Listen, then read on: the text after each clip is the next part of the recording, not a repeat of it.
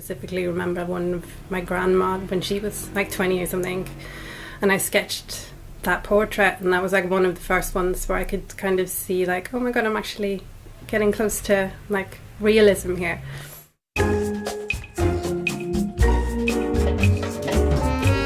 Welcome to the Lush Life podcast. I'm your drinking companion, Susan Schwartz, and I bring you the how-to guide for living life one cocktail at a time. Thanks to my mother's love of martinis, the first words I spoke were shaken, not stirred, and I've been obsessed by cocktails ever since. Together, we'll learn from bartenders, brand ambassadors, distillers, and others why certain drinks are popular in certain cultures, how to make the perfect old-fashioned, when to shake and when to stir, and so much more. Hear that sound? It's time to cozy up to the bar and let the fun begin. Our guest today is not a bartender, distiller, or brand ambassador, but boy, does she make what they do look good. If it weren't for the kindness of the City of London's bar staff, Sara Stode might never have stayed here, but she did, and we are the lucky ones. But how did this Swede end up being London's most famous drinks illustrator? She was here to tell us. So I am from a little city in Sweden, the north of Sweden, called Umeå, and that's where I grew up. How far is that from Stockholm? It's about 650 kilometers. That's pretty far, really far. Yeah, so it's quite far up north. But Sweden's a long country, so it's not even like halfway north from Stockholm up to the very top. So, yeah, that's where I grew up. That's where my parents still live. But then I moved to Stockholm when I was about 19, 20. And yeah, I lived there for a long time as well. Were you studying there? No, I went there for work. So I've had a lot of jobs. But that makes you interesting. You've done a lot of things. Let's hope so, yeah. So I started out as an assistant art director, and I was kind of hoping to keep doing that, but then the company I was working for couldn't afford to keep me on. So I was kind of looking for other jobs like that, but I ended up at MTV working as like an assistant there. All right, let's back up for a second. Yeah. Now, because you are an illustrator. Yeah. Now, your first job was as an assistant art director. Yeah. So when did this passion of drawing start? I think like I've always been drawing. I can't really remember like a specific time that I started. Just my dad was always painting, and he's really good. He doesn't do it anymore, unfortunately, but he was massively into oil paintings, which I never really got I didn't understand oil painting. Like, it's not something I'm interested in, but I really liked the drawing bit. So pencil in hand? Drawings, hand drawn, and I was just, that was like my hobby. That was what I was doing with my spare time. So I'm pretty much self-taught. I can kind of go back through my old sketchbooks and see kind of the development, and it's really cool to see like where I started from and to where I am now, like the massive difference, and you know, the whole like 10,000 hours of doing something. Right. I think that actually is a thing. And I probably probably have spent 10,000 hours doing that, so yeah. Were you drawing outside or objects or people? I usually drew from pictures, so I'd find like old photographs of my family, or specifically remember one of my grandma when she was like 20 or something, and I sketched that portrait, and that was like one of the first ones where I could kind of see like, oh my god, I'm actually getting close to like realism here, which is quite cool. Was it hard to tear yourself away from drawing from photographs to drawing something in real life? No, not really. It's not that big of a difference, I feel. but it's just more like it's more convenient to have a picture because it will always look the same. Whereas if you're trying to draw, well, a person specifically, like they'll move or they'll like they're not still. So that's more of a challenge in that sense. But I mean, drawing is like you have the same technique for whatever you do, really. So yeah, it's pretty much the same. Mm-hmm. So when you went for your first job and you were about to be an art director or assistant art director, what kind of things would you have been, I guess, directing or art directing? So I was very much an assistant, I will have to stress. So it was other people doing like projects like, I can't really remember, but packaging stuff or just ad campaigns or things like that. And I would probably just help out with whatever was needed, really. So that was more of like a period of learning different things and not so much being super creative myself, I felt like. But it was still good. It's a good like stepping stone to other things. Yeah. But then you found yourself at MTV. Yeah, so that happened. And I was there for about 2 years and it was really fun, but it was more kind of like I needed a job and that seemed fun to do. So I was kind of the talent escorts. I was sort of ushering around celebrities at like different events and bringing fruit and water for like recordings and stuff like that. There's only so much time you can spend doing that before you want to kill yourself, probably. Exactly. Then you're like, right, so this is my job. And were you missing drawing or were you always drawing anyway? I think during that time I wasn't drawing so much because that was quite full on, that job. But after a while I was like, this isn't really what I want to be doing. And I was sitting in the chair at my hairdresser's and just talking to her about it and like, I really need to like move on and do something else. And she was like, well, why don't you become a hairdresser? And I was like, yeah, why don't I become a hairdresser? That sounds really fun. So I signed up for hairdressing school like the next day and then I became a hairdresser. How long was it before you were able to cut someone's hair? Ooh, confidently, should I say? Confidently, I would say it took, for me, it took a good 2 years at least. Because at the start, like, it's very nerve-wracking because you, like, it's someone's hair, like, it's a personal thing. And I remember the first haircut took about 3.5 hours. Was it a complicated haircut? No, not at all. It was really simple, but like, yeah. It Hopefully they were very patient while they were. It's some very sweet people that came in to be our little guinea pigs. But yeah, and then things like moved on from there, and I really enjoyed it. It's a really fun craft because there's so many like different elements to it, and I also studied to be a makeup artist, so I was doing both things and for photo shoots, and I was part of the creative team at the salon where I worked as well. So that was like a big creative outlet for me, was just being able to do all of these different things and being part of a team as well. It was quite fun because it is quite a lonely job to be an illustrator, just be an artist by yourself. Like it's just you. But being part of like a bigger team is quite fun as well. Mm-hmm. And was this always still in Sweden? Yeah, this is in Stockholm still. So what made you come over to London? So I guess I'm not a very patient person. Like I was doing hairdressing for probably 7 years. And by the end of it, I was like, well, this is quite monotonous. Like, if you do it full time, it's the constant like meeting people every hour of every day, basically. To me, it became quite a lot because I'm not like overly extroverted or like happy to sort of change who I am for whoever's in the chair, kind of, which is what a good hairdresser should do and does. And that just isn't my personality, really, so it became quite grating after a while.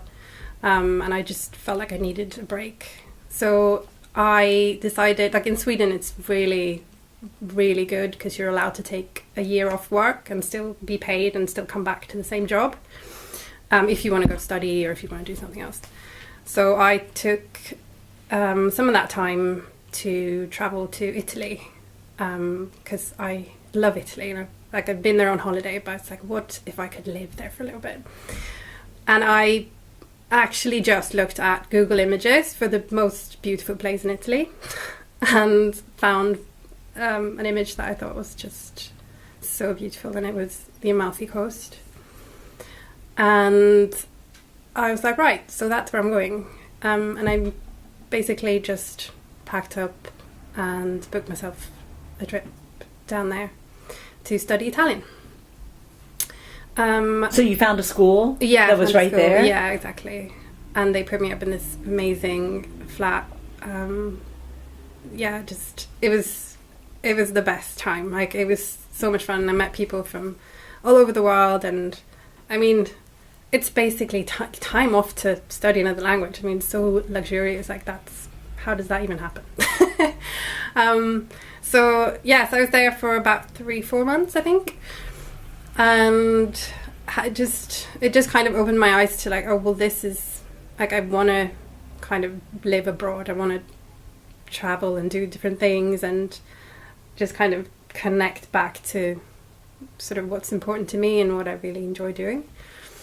So Italy has that effect on people. It really does, and it is my favourite place to go. And I've travelled like all over Italy as well, and it's like everywhere you go, it's just amazing. Yes, especially for an artist, anyone who has any kind of inclination towards the arts. Yeah, you know, every city is a museum. There's certainly a lot to draw. Yeah, wherever you go, even if it's a lemon. Yeah, you know, and so much inspiration in general. I feel like, because everything is. It's just very, I don't know what the word is, but it just hits me like right in the heart, like all the food and all the views and the people, and it is just an amazing experience. Maybe because they're so emotive and that comes through everything that they touch. Exactly. You know, you see their emotions in a plate of pasta. Yeah. Or gelato or whatever it is. Yeah, everything has like weight to it. Everything is like significant in some way, and it's and for an artist, I'm sure this is just must have been incredible. And the sun there, of course, is different from the sun in Stockholm. It's very different. They actually have sun, but it's that was like an amazing experience, and I kind of took that with me coming back to Sweden, and just felt like, well, I'm not in the right place.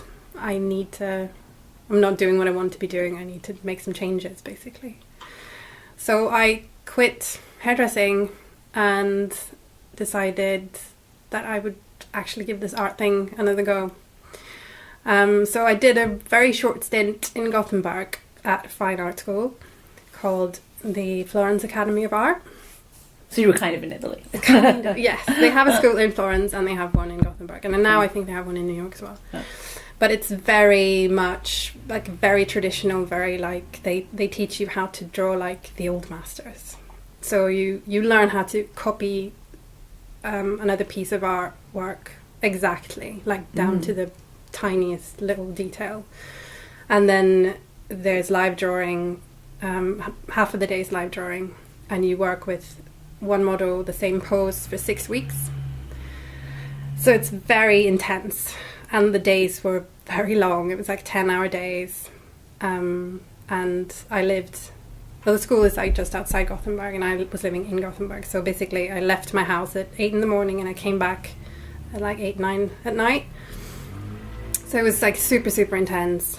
But very, very educational in the sense that I knew that I could draw, but I didn't really know how it all... Like, what's the technique? Why am I good at this? Like, what am I actually doing?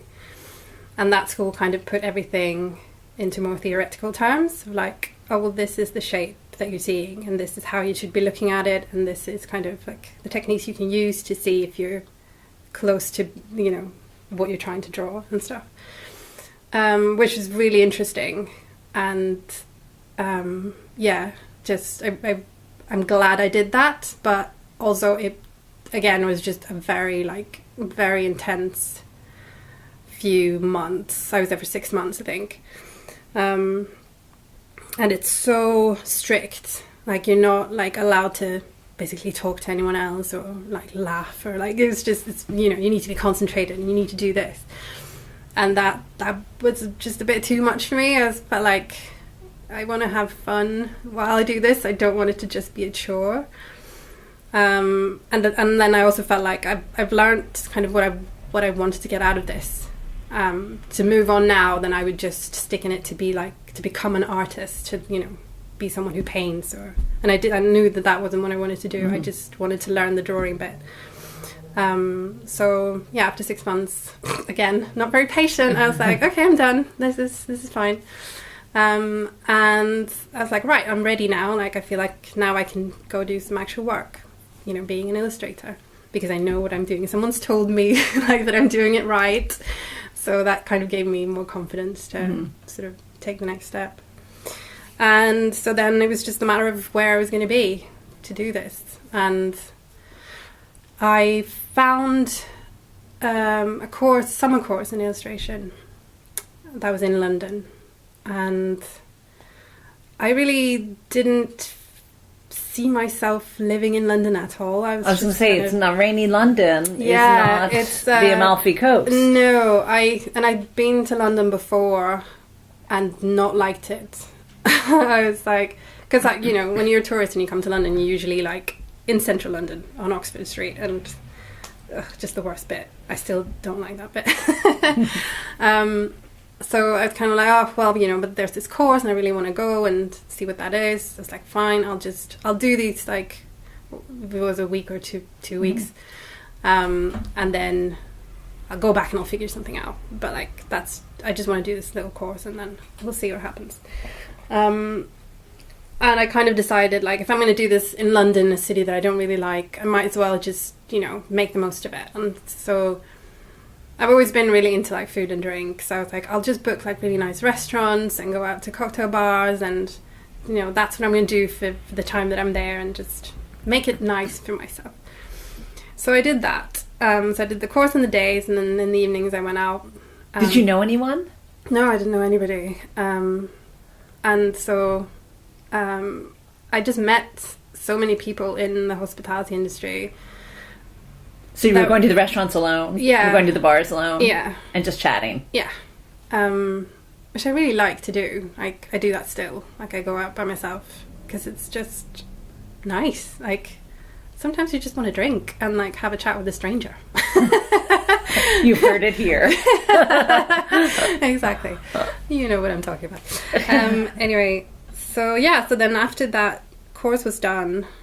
were there any places you remember specifically during that time that you just had a great time? Yeah. And you didn't realize you were going to? One of the first bars I went to was Happiness Forgets in Hoxton. And I went there, I think, on the first night. And it was really great. And I ended up like staying past closing and went out with the guys afterwards. And it was just really, really fun.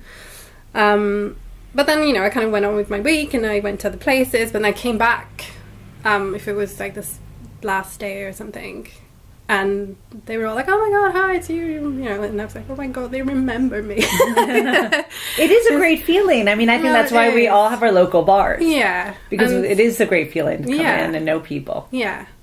And, so that's like a specific place that's always kind of close to my heart now. Not that I go there very often anymore, but because I don't know anybody there now. But I still like the people who were there then, who've now moved on to do other things, and like, you know, not even in hospitality anymore. But I'm in touch with them and I know them, and that's really nice. It's really sweet. Yeah. So what were we saying? That you came, you didn't really think that you were going to like London, and I have a feeling that this is going to be a love story. You have now since fallen in love. Yeah, so then I was like going back home, I was like, well, that was fun. That was really fun, and I actually enjoyed the city of London, like, because I stayed east as well. So I wasn't like right in the middle of everything, and it was just, yeah, it was just a very good experience, and kind of what I felt like I was looking for was that, you know, nice people in a fun environment, like where there's things happening and there's, you know, inspiration basically. So yeah, I just went back home, packed my bags again because I had 1 month left on my lease for the place I was renting in Stockholm, and booked myself a ticket to London. And I was kind of saying to myself, like, okay, I'll give it 2 months, and if I don't like it, then I'll figure something else out. And now it's been 5 years almost. So yeah. So when, okay, the big question, when did you figure out that drawing cocktails was going to be your thing? Yeah, it was, it's not that long ago actually. It's probably like 3 years ago now. I was kind of looking for a portfolio project to get into, and I'd done different little bits, but I felt like I never really stuck to my projects because I got bored. And I just thought, like, well, actually, if I find something that I really enjoy doing while I'm drawing, that's gonna keep me doing it. And yeah, I mean, I've always been going to these bars and hanging out, and I was like, that's what I like doing, so why don't I just bring my sketchbook and start drawing what I drink. And yeah, I kind of like built it up to be sort of 1 day a week. On a Wednesday, I'd go to a different bar and order their prettiest drink, basically. I'd chat to the bartender, and rather than like, oh, what do you like to drink, it's like, what do you like it to look like? So yeah, and then I started doing that, and I was good at doing it like once a week for the first couple of months. Was everyone at the bar like, oh my god, what are you doing? Like, what are you drawing? Yeah, how come you're drawing it? It's a good conversation starter, for sure. The bars must have loved it. Yeah, I mean, like, I want to have that drink. It looks so pretty. I've got to have one of those too. Yeah, it's been really fun, and it's definitely what's kind of built my network through the hospitality industry, because I've met so many people doing this. I've done about 30 of them now, yeah, you know, it's good because people get to see what I do, and then also it's good because I kind of give them a bit of free PR because I post that on my social media, and yeah, just meeting random people and getting into conversations about whatever. But you know, it's like, it's a nice way to open the door for people as well to kind of come and talk to me because they're curious about what I do. And you had a show as well. Yeah, so when I had the first 20 pieces, I got approached by a guy called Anthony Heatley, who does PR for the drinks industry, and he asked if I wanted to do a show at one of the bars that he was doing PR for. And yeah, of course I wanted to do that. So it's now called Nelson's Head, but it used to be Fanny Nelson's. And so they have a basement bar that is now Horatio Street Social Club, but then was just kind of a space that they had in the pub.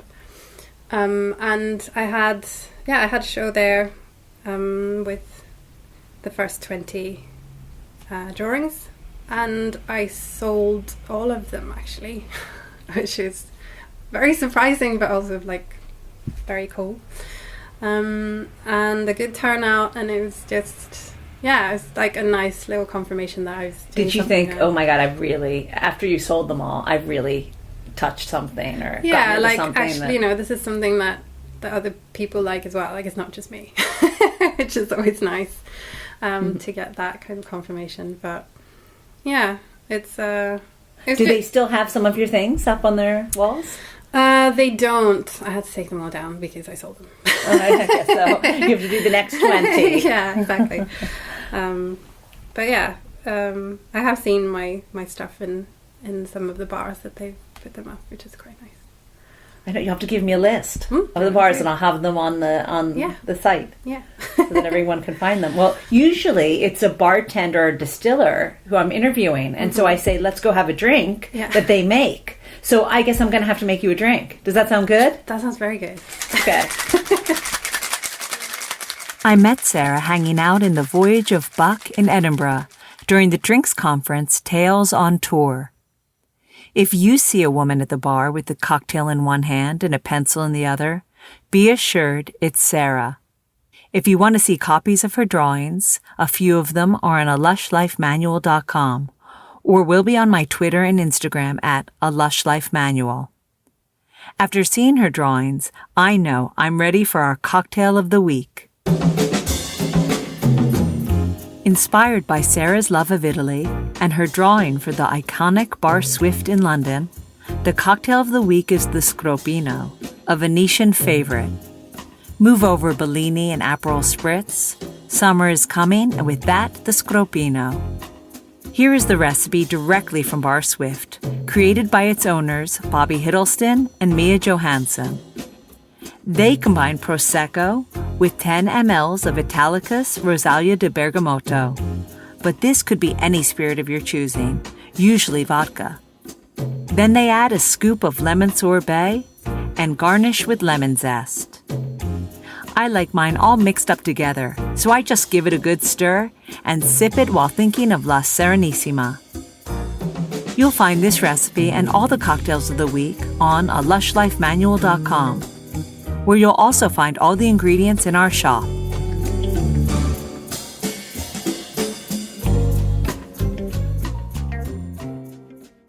If you're planning to be in London this summer, please check out the list of my favorite summer cocktails at alushlifemanual.com.